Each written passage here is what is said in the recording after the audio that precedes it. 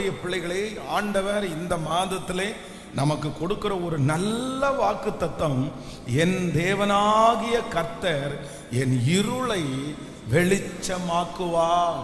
என் தேவனாகிய கர்த்தர் என் இருளை வெளிச்சமாக்குவார்.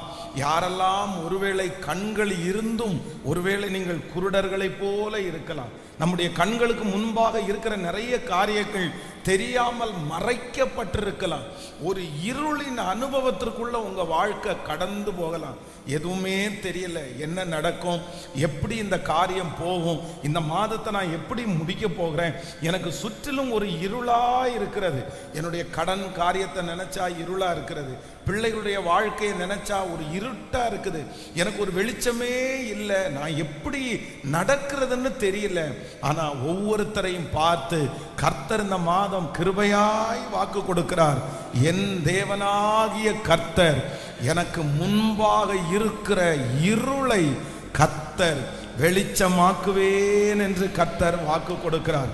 இந்த மாதம் நமக்கு முன்பாக இருக்கிற இருள் வெளிச்சமாக மாறும். நான் நம்புகிறேன், உங்களுடைய கண்களை திறந்து நீங்கள் ஒரு பெரிய வெற்றியை பார்ப்பீர்கள். உங்க கண்ணுக்கு முன்னாடி இருக்கிற பாதையில எந்த பாதையில நடக்கணும்ன்ற அந்த வெளிச்சத்தை இந்த மாதம் கர்த்தர் காண்பிப்பேன் என்று கர்த்தர் வாக்கு கொடுக்கிறார்.